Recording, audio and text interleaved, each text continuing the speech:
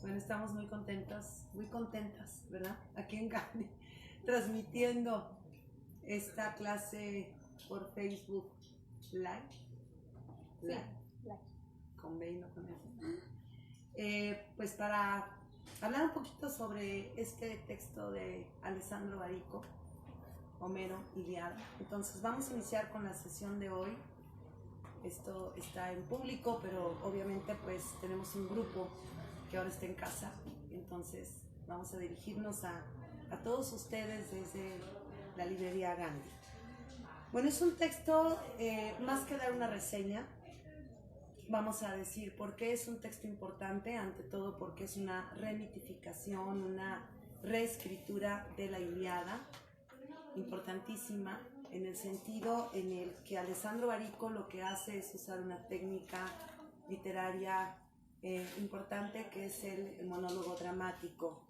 Pero antes de eso vamos a dar las bases acerca de la Odisea y de la Ilíada, en este sentido enfocados más a la Ilíada, pero vamos con la literatura, la base de la literatura griega y el modelo de escritura para la literatura universal, que son precisamente estas dos obras épicas, la Ilíada y la Odisea.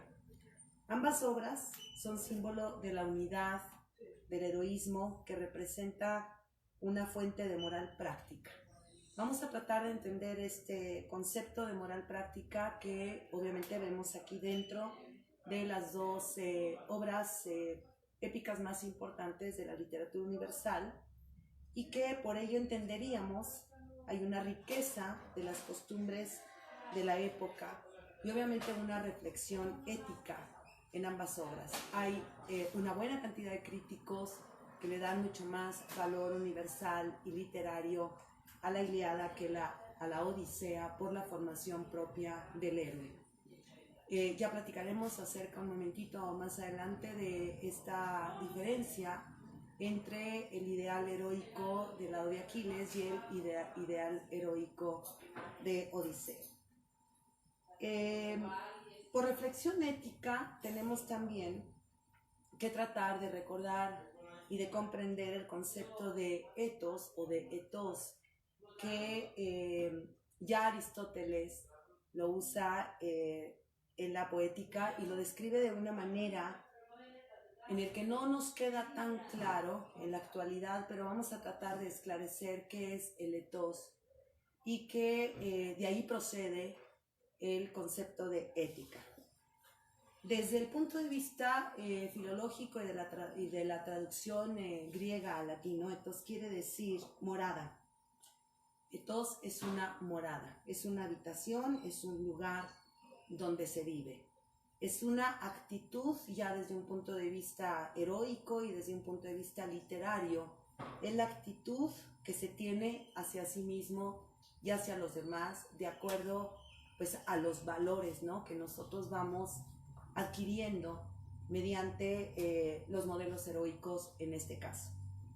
Si hablamos de un modo de ser o de actuar habitual, entonces vamos a reconocer sobre todo ese modo de ser, por qué Aquiles se va convirtiendo en un héroe y de qué manera vamos nosotros a entender ese viaje para la conversión heroica de Aquiles. Vamos a tratar de recordar primero las palabras de Borges, y las voy a leer tal cual acerca de lo que es un clásico, porque estamos frente a la Ilíada, obviamente un clásico de la literatura universal.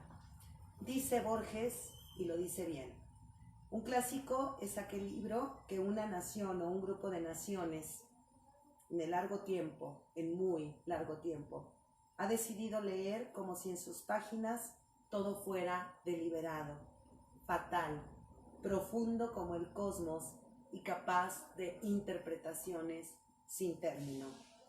Si nos detenemos en esta definición, en esta especie de reflexión, sobre todo que hace Borges en término a lo que es un clásico, estaríamos partiendo del concepto de nación. Y en ese sentido estamos en la grandísima Grecia y todo lo que con ello, ¿no?, conlleva. En un largo tiempo, pues estamos hablando del siglo VIII antes de Cristo, básicamente donde situaremos aparentemente la producción de Homero de la Ilíada y la Odisea. Ahora, dice Borges, en largo tiempo nosotros tomamos la decisión de leer la Ilíada. ¿Cuánto tiempo, cuántos siglos, durante cuántos siglos hemos leído la Ilíada? Y dice Borges aquí, como si en sus páginas todo fuera deliberado. Deliberado en el sentido en el que está ahí, en un sentido para ser interpretado. Tiene que ver con el cosmos, tiene que ver con la fatalidad, en esa comprensión entre la diferencia y la semejanza que hay entre destino, el sino, y el fatum griego, es decir, la fatalidad, con interpretaciones no infinitas, pero sí múltiples.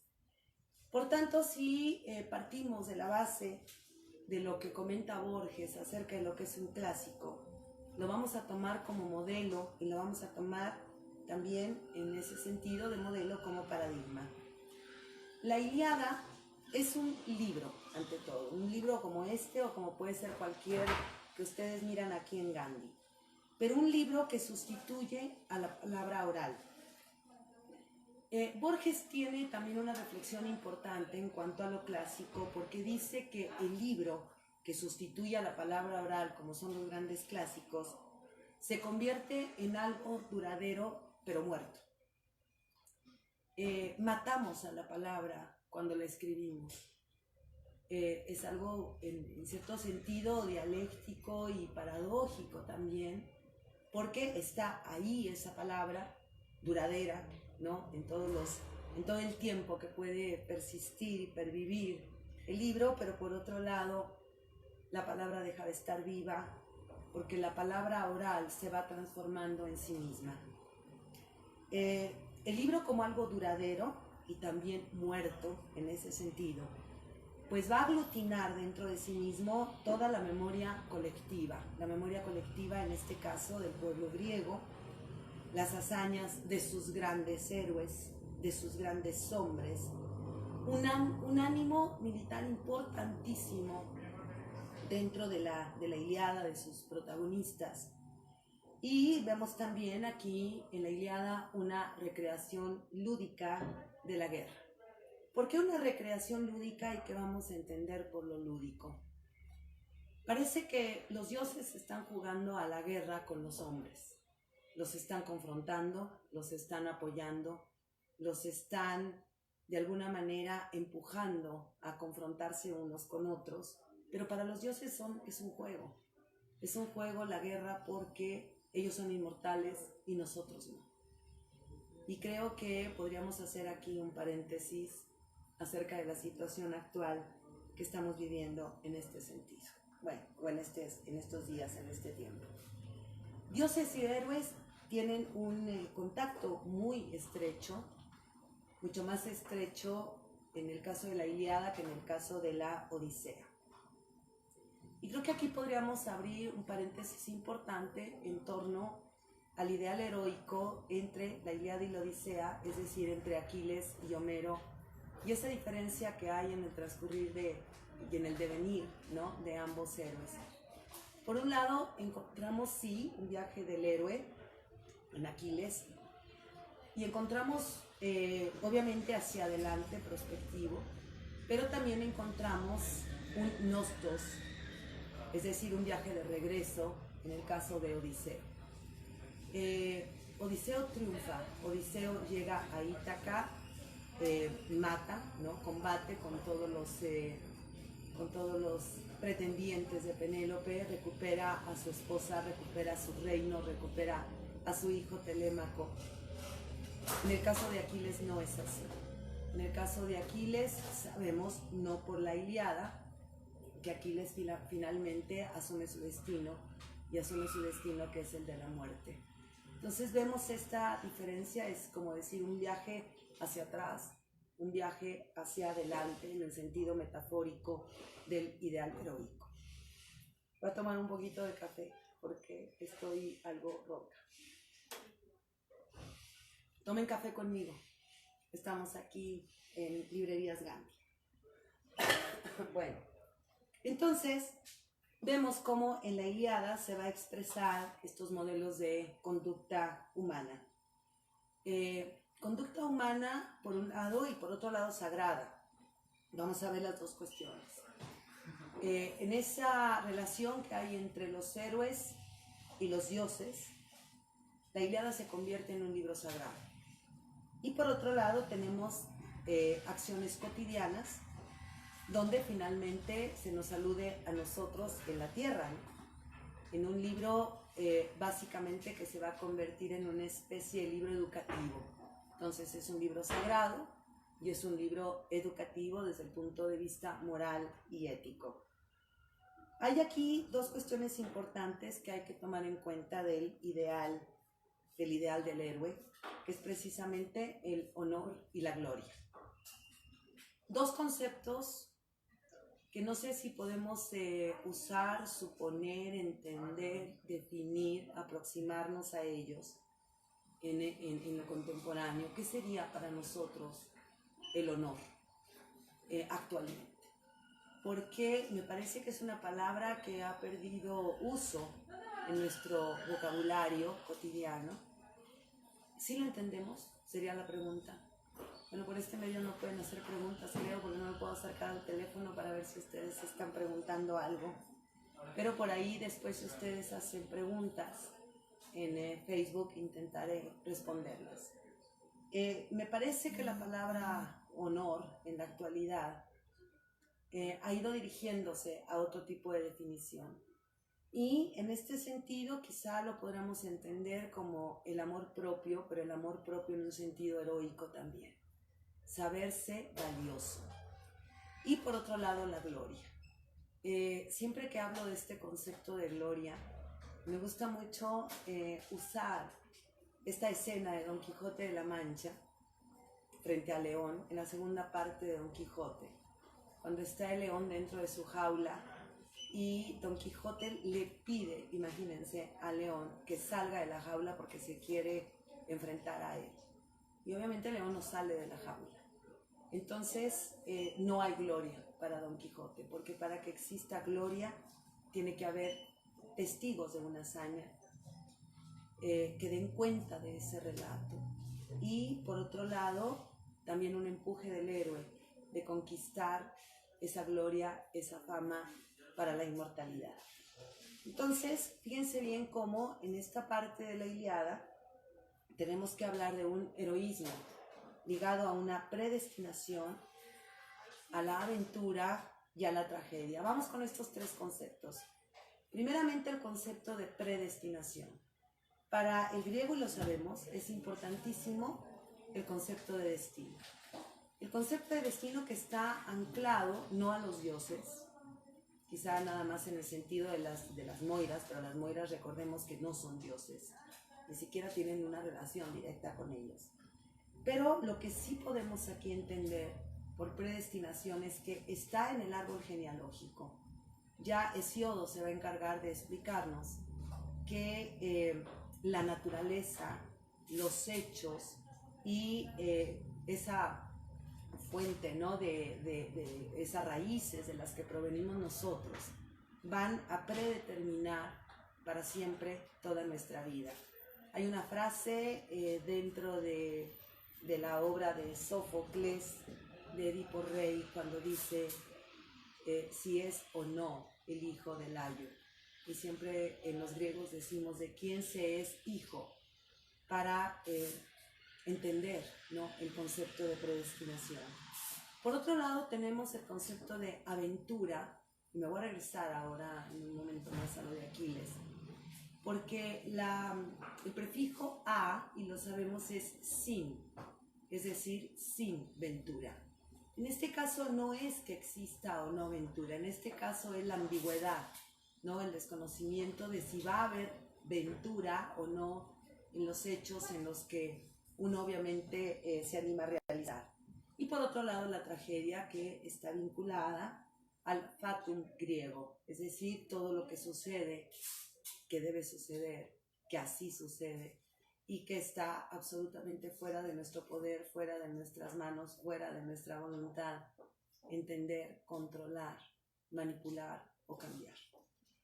En el caso de Aquiles, entendamos la predestinación como un concepto muy claro, si nos vamos al mito, porque Aquiles es hijo de una titanesa y de un mortal. Ya de ahí hay una predestinación porque tenemos un héroe con doble cara. Doble cara porque tenemos un héroe mortal, pero también tenemos un héroe inmortal, dicho de cierta manera. Entonces, ahí entendemos que Aquiles tiene que asumir el que es hijo de un mortal y que por tanto existe ese riesgo, ¿no?, de la muerte. Por aventura, en el caso de Aquiles, sabemos que Aquiles asume, y lo asume bien también, en el caso de esta especie como de inseguridad, de qué va a resultar o cómo va a ser transcurrir su participación en la guerra. Por eso tenemos toda esta escena donde muere Patroclo y de alguna manera entendemos que no todo es venturoso para Aquiles. Además llora por Héctor. Y esa es una cuestión que tenemos que tomar en cuenta, cómo se va formando el héroe sin ventura. Y por último, en el caso de la tragedia o del fatum, Aquiles asume que no puede obviamente controlar todo lo que puede suceder, y me parece que por eso Homero, o quien haya sido Homero, incluye esta peripecia tan importante en el caso de la muerte de Patroclo. Y no porque sea menos o menor la gran tragedia de la muerte de Héctor. Bueno, hacemos un resumencito hasta esta parte donde decimos que la Ilíada cuenta cómo Aquiles ha de convertirse por designio divino y voluntad propia en héroe, y cómo para lograrlo ha de enfrentar lo indecible y morir para vivir eternamente. Casi siempre cuando somos lectores de esta obra clásica decimos, es que la Ilíada cuenta los últimos días de la guerra de Troya. Me parece que va mucho más allá de una cuestión de historia de nación o de historia de guerra. Fíjense aquí cómo lo que estamos proponiendo es tratar de centrar el argumento de la Ilíada en un Aquiles que ha de convertirse, como si lo pensáramos desde ese viaje, desde un viaje del héroe, cómo se convierte el hijo de un padre mortal en héroe. Y por otro lado, tenemos esa dualidad, ¿no?, en Aquiles. Por designio divino, es decir, por designio de su propia madre, pero además también una especie de libre albedrío cuando la madre le pregunta si se quiere convertir en héroe, si está de acuerdo, si él decide ir a la guerra o no. Y entonces él así lo decide, pero sabe que tiene que enfrentar la muerte. No solo quizá la propia, que lo sabemos que así es, sino la muerte también de Patroclo y de tantos, ¿no?, de sus hombres, que obviamente esto es importantísimo para su formación y para su propia muerte y para vivir eternamente con nosotros.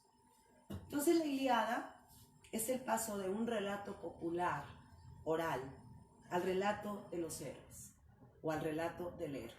En este caso, si nos estamos centrando en esa conversión de Aquiles en héroe. Cuando decimos que es el paso y que hay esta conversión, realmente estamos hablando de una literatura oral, básicamente, que se va a convertir en el mito.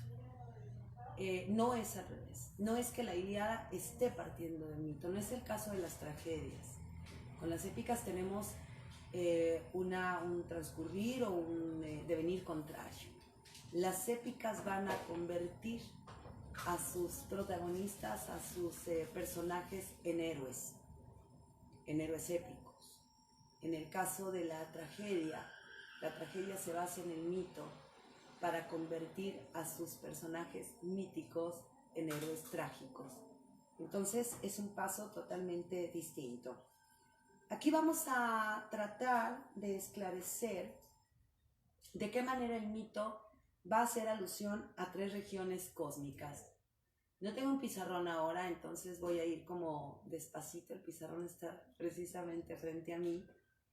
Y vamos a tratar de entender esta alusión a las 3 regiones cósmicas a las que alude el mito y de qué manera Aquiles se va aproximando o va entendiendo estas 3 regiones cósmicas.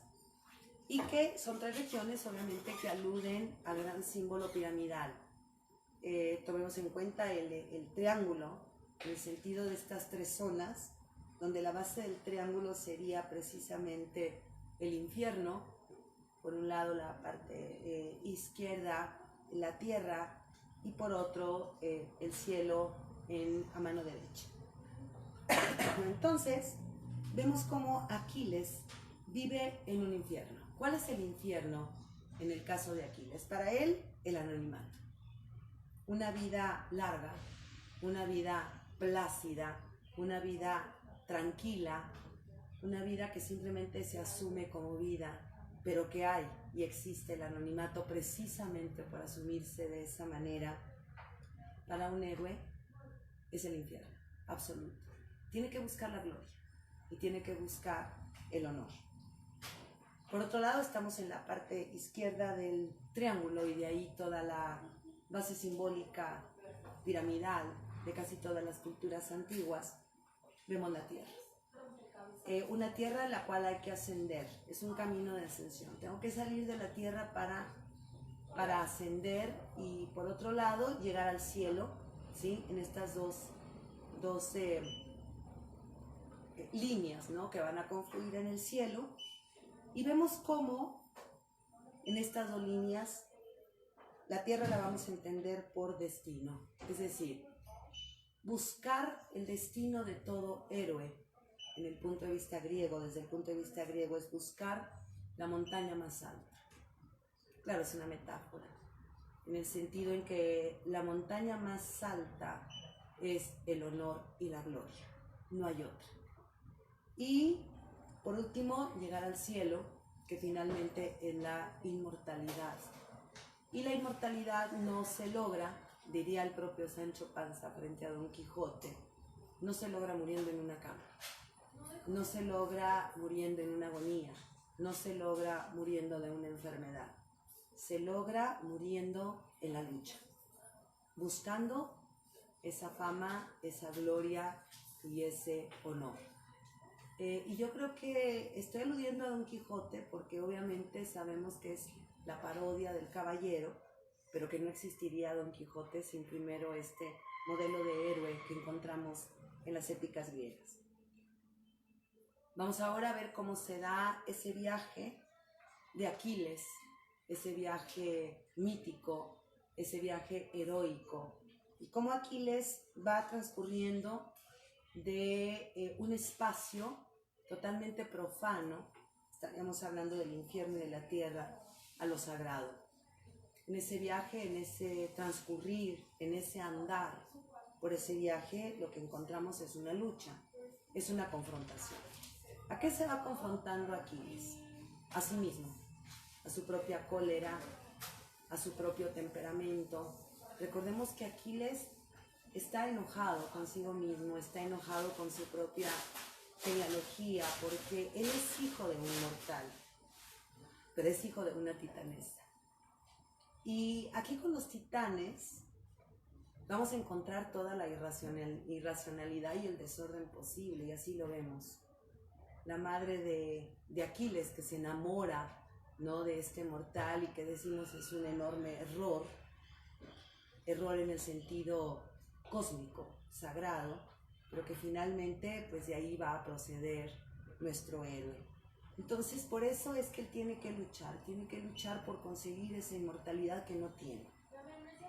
Y lo que vemos ahí, que es un caso muy distinto al de Heracles o al de Hércules, que recordemos que aquí Aquiles no es un hijo bastardo, como es el caso de Hércules. Entonces tiene que luchar contra sí mismo, contra todo ese temperamento humano, y para empezar, contra la cólera. Me detengo un poco aquí en el sentido de por qué la gran obra, en este caso griega, un libro sagrado y un libro también moral, educativo, una especie de paideia, ¿no?, para el pueblo griego, ¿Por qué inicia con la cólera? Canta o musa la cólera del pelida Aquiles. Lo estoy parafraseando. Lo que vamos a entender por cólera desde el punto de vista mucho más actual es que hay una enorme frustración en Aquiles, y su frustración precisamente es el no estar absolutamente protegido contra la mortalidad. Recordemos que hablamos del talón de Aquiles, ¿no? Y que él quizá en el fondo, desde un punto de vista freudiano, pues obviamente no entiende por qué la madre lo toma de ese talón y le deja esa parte vulnerable. Se han hecho muchas interpretaciones muy antiguas y también nuevas, actuales, en el sentido de que todas nuestras debilidades provienen de ese talón de Aquiles, que procede precisamente de la madre. Entonces Aquiles va a viajar de lo profano a lo sagrado, contra sí mismo, contra Agamenón. Recordemos que toda la primera parte de la Ilíada es la cólera contra Agamenón. Y a partir de la muerte precisamente de Patroclo, tenemos la cólera de Aquiles contra Héctor. Entonces ahí vemos cómo la muerte de Patroclo va a dirigir la cólera en otro sentido. Pero en este caso, fíjense muy bien cómo va a proceder Aquiles y cómo va a hacer ese viaje del héroe, ¿no?, contra sí mismo. Por un lado, el regresar a la guerra. Regresar a la guerra a partir de la muerte de Patroclo, por un lado, pero también a partir de una especie, hasta cierto punto, de reconciliación con el propio Agamenón, que ya las palabras, ¿no?, del propio Odiseo le impactan. Entonces, vemos aquí como ya Aquiles se va preparando en esa especie como de reconocimiento de su propia debilidad, que es la cólera, que es la frustración de no ser absolutamente inmortal. Entonces va de lo profano a lo sagrado, es decir, de ser un mortal a convertirse en un héroe inmortal mediante esta confrontación consigo mismo, esta confrontación con Agamenón, esta confrontación también que va a tener con Héctor, y sobre todo esa especie de humildad, ¿no?, que va a tener frente a Príamo al regresar el cadáver de Héctor. Va también de lo efímero a lo efímero ilusorio, a lo real, ¿no?, a la realidad, pero también entendemos a la eternidad. Ilusorio porque todos los seres humanos, humano como es Aquiles por ser hijo de un padre humano, vive mediante esa ilusión de gloria y mediante esa ilusión de honor, es decir, de conseguirla. Pero tiene que formarse para ello y eso ya lo veremos.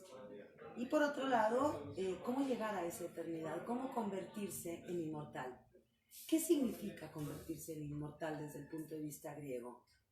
Y aquí me voy a Derrida, en Memorias para Paul de Man. Ser inmortal es quedarse en la memoria de los otros, al paso de todos los tiempos. Quizá nosotros, como simples seres humanos, podríamos decir cuántas generaciones van a, de alguna manera, a cultivar mi existencia en su memoria. Quizá una, quizá dos. Pero aquí estamos hablando de siglos. Por eso decimos que la literatura universal es importantísima, porque ante todo nos habla de lo que significa esa trascendencia y ese quedarse en la memoria de los hombres. Y por otro lado, tenemos el que Aquiles pasa de la muerte en vida, porque ser un mortal es ir en un viaje hacia la muerte, y por otro lado, cómo logra la vida mediante la inmortalidad. Ser de un hombre o pasar de ser un hombre a ser una divinidad. Vamos a ver también, y por último, antes de pasar a la lectura, un poco de la lectura del monólogo de Aquiles e ir haciendo comentarios en torno a esta lectura, ¿cómo se prepara un héroe? O por lo menos, ¿cómo se preparó Aquiles? Voy primero a la base y después voy a los ejemplos. Sabemos que Aquiles, como héroe y como todo héroe, primero va a tener una preparación moral. ¿Qué entendemos por preparación moral? Pues obviamente una preparación en la fortaleza del carácter, o de la voluntad. Aceptar con fortaleza lo que el destino te prepara. Por otro lado, una educación física, estamos en lo griego y sabemos que el cuerpo es importantísimo. Y por otro lado, una preparación mental, una preparación lógica acerca de la razón y de todo lo que entendemos del pensamiento razonable o razonable. En este caso, a Aquiles se le va a preparar en la caza, en montar a caballo, en el lanzamiento de jabalina, en el box, en la lucha, en el tiro al arco, todo lo que tiene que ver con lo corporal. Pero fíjense, hay una parte aquí importantísima, que es la música. Y cómo la música es parte también de una moralidad. Los griegos apostaban a que el arte construía un modelo de moralidad. Y se le prepara en la música. No solamente en tocar un instrumento, sino además en el canto y en la danza. Y por otro lado, una educación política, militar. Obviamente lo vemos esto con mucha claridad en la Ilíada, pero también de conocimientos de medicina. Hay vasijas donde está representado Aquiles curando las heridas de sus hombres, no solamente en conocimientos de medicina, sino de cirugía, también podríamos decir de herbolaria, ¿no? En su momento. Espero que estén haciendo preguntas ahí para que después, si quieren, podamos contestarlas ahí por Facebook. Bueno, vamos al libro. Este es un texto que pueden aquí encontrar en librerías Gandhi, de Alessandro Barico. Nos gusta mucho Alessandro Barico. Después de leer Seda, todos quedamos encantados, ¿no? Entonces vamos como tratando de reconocer a este autor, ¿no? Desde diferentes enfoques, y uno de esos enfoques distintos al de Seda es precisamente este que es la Ilíada.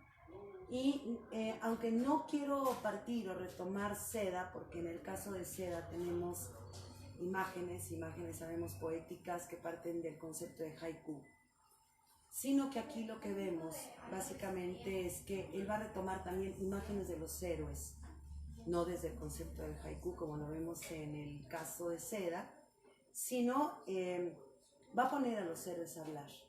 Pero hay una cuestión aquí que tenemos que tomar en cuenta, que no hay dioses. Entonces aquí se va básicamente a lo profano. Es decir, deja que la voz del héroe, sin este juego, ¿no?, que hacen los dioses con nosotros, que siempre es terrible. Veamos qué está pasando ahora. Si podemos considerar quién está jugando con nosotros, ¿no?, y nos tiene en esta situación. Porque si no actualizamos la literatura, si no la concretizamos, no tiene ningún sentido ir a ella. Entonces tenemos que verlo también desde el punto de vista de cómo podemos relacionar a la literatura con una situación o con esta situación actual. De muchísimas maneras. Ahí le voy a pedir a Vane que luego hagamos una sesión de obras literarias que ya predijeron o que hacen alusión a la situación que estamos viviendo. Entonces, para las integrantes del taller que no están aquí presentes, pero que lo están virtualmente, que nos estamos abrazando en la distancia, les voy a pedir que abran su libro en la página 95 y que hagamos una lectura más o menos guiada. Para los que no están en este curso, no tienen el libro, de cualquier manera voy a ir comentando algunas situaciones, ¿no?, que vamos a ir leyendo. En general, para el público, lo que podemos ver es este concepto, ya lo dijimos, esta técnica literaria, que es precisamente el monólogo dramático, donde un personaje se pone a hablar desde sí mismo y para sí mismo.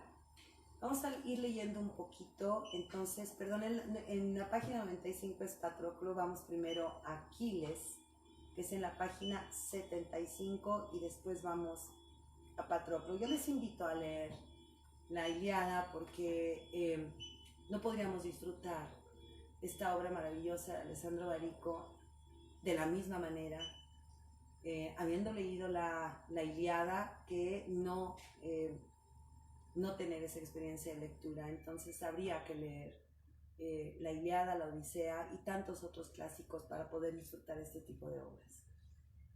Inició con la lectura. Se presentaron 5, Ulises al frente de ellos, luego Ayante, gran guerrero, y Fénix, amado por Zeus, y 2 heraldos, Odio y Euríbates. Yo estaba en mi tienda y estaba tocando música, lo que decíamos acerca de la música. Me detengo aquí, para quien no tengan el libro. Sí quisiera especificar una de las características importantes de este género, que es el monólogo dramático, donde hay una primera persona hablando y una primera persona muy explícita.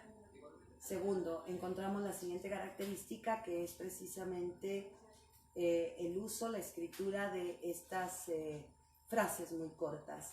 Cuando digo se presentaron 5, hay un punto y seguido. Ulises al frente de ellos, punto y seguido. Luego Ayante, coma, gran guerrero, etc., ¿no? Entonces, frases muy cortas. Yo estaba en mi tienda, dice Aquiles, y estaba tocando música. Tenía aquella cítara tan preciada que escogí en medio del botín, hermosísima, con el clavijero de plata, y estaba tocando música porque eso consolaba mi corazón, tocar y cantar aventuras de héroes. Me voy a detener aquí para hacer 2 comentarios importantes, y bueno, más no les voy a ir diciendo me voy a detener aquí, sino que me detengo simplemente. La música. Y sabemos que en el sentido órfico están los misterios órficos, y los grandes misterios órficos están centrados en este poder que tiene la música para, decimos, calmar las almas. Fíjense cómo aquí Alessandro Barico, que escribe estos monólogos dramáticos para ser leídos en público, dice: consolaba mi corazón, y estaba tocando música porque eso consolaba mi corazón. Tocar y cantar aventuras de héroes. Y ahí está reconociendo también que él va a otros modelos de héroes para sí mismo. Junto a mí, Patroclo escuchaba en silencio. Vemos ahí ya la presencia de Patroclo. Sin Patroclo no hay Ilíada, sin Patroclo no hay Aquiles, sin Aquiles tampoco hay Patroclo. Aquiles necesita de Patroclo para poder convertirse en un héroe. Dice aquí: luego llegaron ellos, los habían elegido bien. Entre todos los aqueos eran los que me resultaban más queridos. Amigos, los saludé e hice que se sentaran a mi alrededor, en asientos cubiertos con tapices de color púrpura. Fíjense cómo encontramos entonces la tercera característica del monólogo dramático, donde hace alusión a terceros. En este caso hay una voz, ¿no? Una voz en primera persona, que en este caso es Aquiles, que primeramente hace referencia a Patroclo, que sería la segunda persona. Patroclo está aquí a mi lado. Y por otro lado, llegan esos amigos que él les llama y hace alusión a la tercera persona. En el monólogo dramático siempre vamos a encontrar esta alusión desde el yo hacia otros, pero que no están totalmente presentes o que no tienen una voz dentro de este monólogo, porque si no dejaría entonces por obviedad de ser monólogo. Dice aquí: e hice que se sentaran a mi alrededor esos amigos en asientos cubiertos con tapices de color púrpura. Sabemos que el color púrpura es el color de los dioses. Y fíjense cómo ya ahí encontramos esta soberbia, obviamente este orgullo, esta ibris, ¿no? Tan castigada en los griegos, ¿no? Pisar la alfombra púrpura, como en el caso de Agamenón, sentarse sobre un tapiz de color púrpura. Ya estamos hablando de el gran error de la ibris. Le dije a Patroclo que fuera a buscar más vino, y él se fue y trajo vino y carne y pan. Fue así como celebramos el banquete en mi tienda juntos. Y solo al final Ulises que es Odiseo para nosotros también, que estaba sentado justo delante de mí, levantó una copa llena de vino y dijo: salud, Aquiles, divino príncipe. Suntuoso ha sido el banquete, pero por desgracia no hemos venido hasta aquí por tu comida y tu vino. Un inmenso desastre se cierne sobre nosotros y nosotros tenemos miedo. Si tú no vuelves a empuñar las armas, será difícil que logremos salvar las naves. Los soberbios troyanos, miren quién habla, y sus aliados han acampado junto al pie del muro que habíamos construido para defendernos. Encienden millares de hogueras y dicen que no se detendrán hasta que se abatan sobre nuestras naves. Héctor, enfurecido, terrible, no teme ni a los hombres ni a los dioses. Está poseído por una cólera brutal. Vean cómo va trabajando Barico. Esta parte también de la cólera de Héctor. Cuando leemos la Ilíada no nos queda tan clara la cólera de Héctor. Quizá la podamos ir descubriendo en este diálogo maravilloso e incomprensible para muchos, o que todavía nos falta interpretar este diálogo que tiene con su esposa Andrómaca. Bellísimo además. Y donde Andrómaca le pide, casi le exige, le suplica a Héctor no enfrentarse con Aquiles, y él le dice que es hijo de Troya, ante todo. Y Andrómaca sabe perfectamente que a ella se la van a llevar de esclava, a su hijo, que es un bebé, lo van a despeñar. Y aún así Héctor se enfrenta a Aquiles. Y de ahí, aunque no lo diga el texto claramente, podemos suponer esta cólera de la que habla Barico. Me regreso también un poco acá porque sigue dándole voz a Ulises, a Odiseo, pero obviamente es el autor del que está hablando, el autor implícito de este monólogo, que es precisamente Aquiles, quien le da esa voz. Entonces, seguimos con esto acerca de que le está diciendo Odiseo a Aquiles. Dice Héctor, que espera la llegada de la aurora para echarse sobre nuestras naves, para quemarlas con el fuego y para masacrar en el humo a los aqueos. Lo hará Aquiles. Yo sé en lo más profundo de mi corazón que lo hará, y todos nosotros moriremos aquí, en Troya, lejos de nuestras casas. Pero si tú quieres, todavía hay tiempo para salvar a los aqueos, antes de que el mal ya no tenga remedio, ni para todos ni para ti. Amigo mío, ¿te acuerdas del día en que tu padre, Peleo, te vio partir al lado de Agamenón? Los dioses te darán la fuerza, te decía, pero tú refrena en tu pecho ese corazón orgulloso. La templanza, esa es la verdadera fuerza. Mantente alejado de las peleas y de las disputas. De este modo, los aqueos, los jóvenes y los ancianos te honrarán. Así hablaba, pero tú lo has olvidado. Vean aquí la puesta en abismo que encontramos. ¿En qué sentido? Encontramos a un Alessandro Barico, el autor explícito, que está escribiendo estos monólogos para realizar una lectura pública de la Ilíada, pero una Ilíada adaptada por él mismo, por Alessandro Barico, con esta técnica de los monólogos dramáticos. Hay una serie de videos en YouTube que ustedes pueden encontrar sobre estas narraciones maravillosas que hace. Entonces, tenemos el autor explícito. Después tenemos una voz, un autor implícito, que es el propio Aquiles, que es quien está hablando en este monólogo. Dentro del monólogo le da él voz a Odiseo. Odiseo, que es Ulises. Y Ulises, a su vez, le da voz a Peleo para recordar a Aquiles las palabras de su padre. Entonces, tenemos aquí una puesta en abismo, es decir, está abismado. Abismado es uno dentro de otro, dentro de otro, dentro de otro.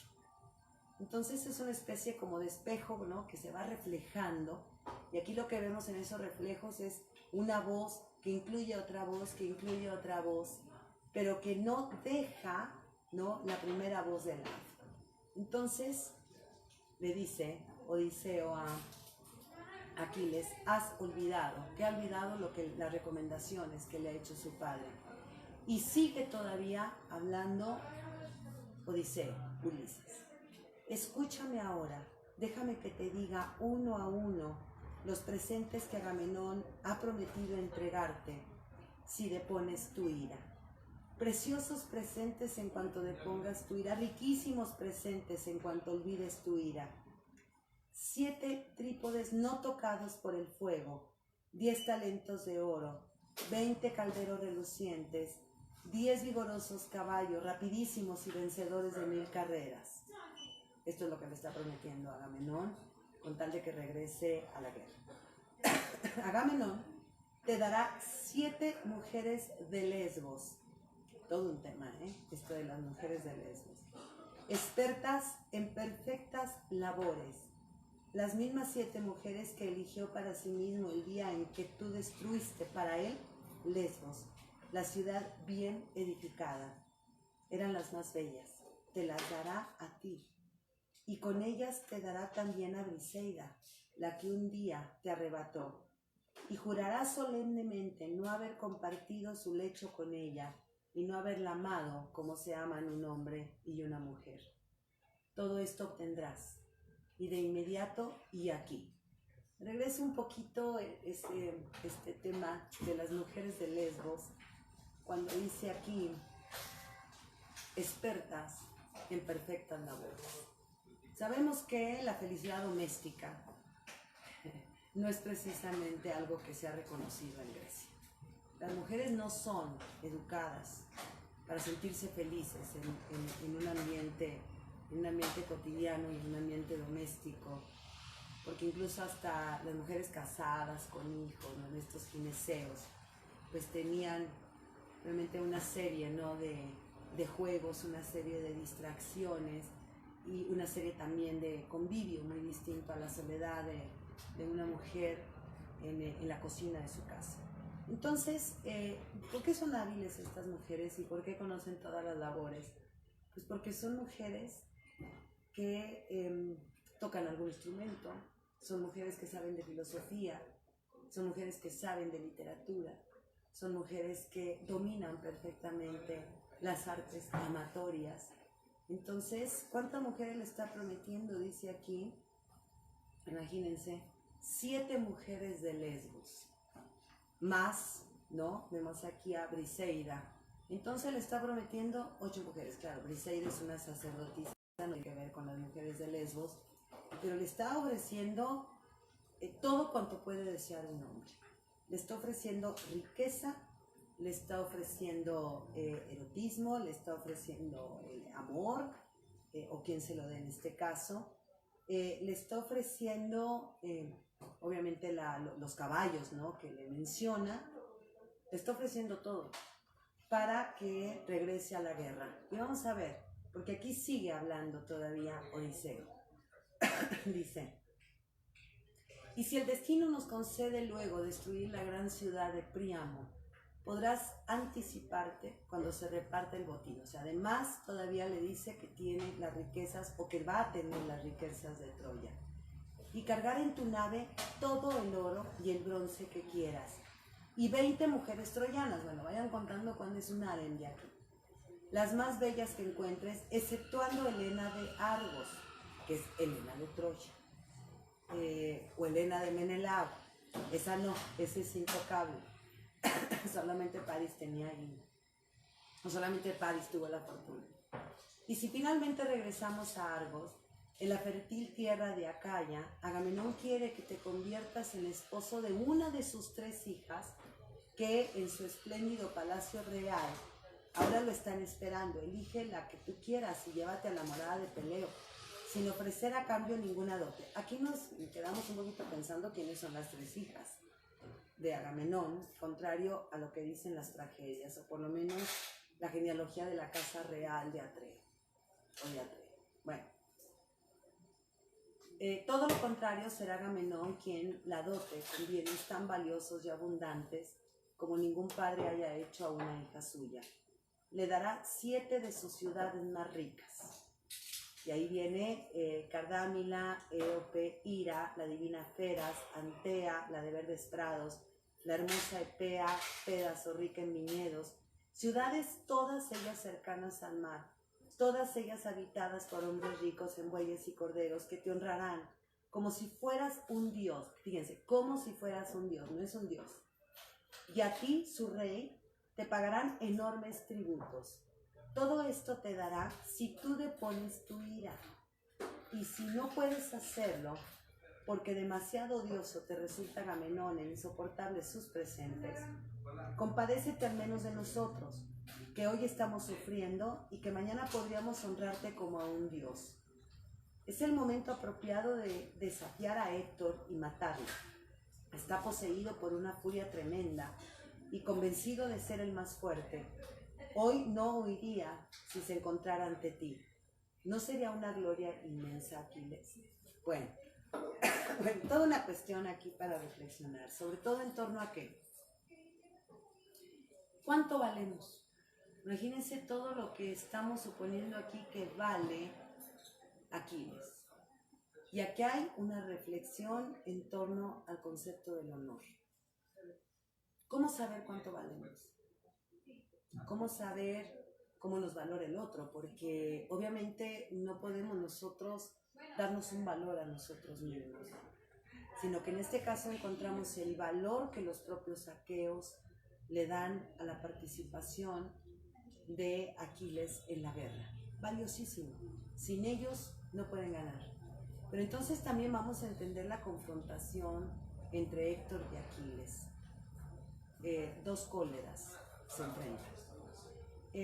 Ha habido lectores a lo largo de tiempo que yo he estado dando estas guías de lectura en torno a la Ilíada, que me han preguntado por qué si Aquiles es un héroe, ¿por qué hace lo que hace con el cadáver de Héctor? De atarlo, ¿no?, a su carro y entonces dar vueltas, ¿no?, en torno a la muralla, a las murallas inmensas de Troya. Es que tendríamos que entender también la cólera. Recordemos que si son dos cóleras enfrentadas, no hay racionalidad. Incluso encontramos el regreso de la racionalidad en Aquiles cuando él empieza a lamentarse de la propia muerte de Héctor, por un lado, ya no se vaya, pues vamos a terminar, y por otro lado, ese regreso a la razón cuando accede a devolver el cadáver de Apriamo. Vamos a detener aquí la sesión y por un lado, por otro lado, vamos a seguir con esto porque recordemos que tenemos que cuidarnos, guardar el cuerpo, como decimos, pero no dejar de trabajar nuestra inteligencia literaria. Entonces los invitamos a que nos sigan en estas presentaciones vía Facebook. No crean que me agradan mucho, quien me conoce lo sabe, pero tratamos también de llenar este espacio con literatura. Entonces, mañana estaremos aquí en Gandhi también transmitiendo en vivo con literatura italiana. Vamos a hablar de Umberto Eco, El nombre de la rosa. Nos da mucho gusto que nos acompañen desde Librerías Gandhi y sobre todo que nos sigan y que sigan leyendo, que sigamos leyendo. Si alguien tiene una pregunta, lo volvemos a comentar, formúlela por Facebook y me voy a entretener maravillosamente contestando sus preguntas. Muchas gracias. A nombre de Librerías Gandhi, agradecemos el que hayan compartido con nosotros este comentario a este libro maravilloso de Alessandro Barico, que es precisamente Homero, la Ilíada. Seguimos leyendo con Librerías Gandhi. Muchas gracias.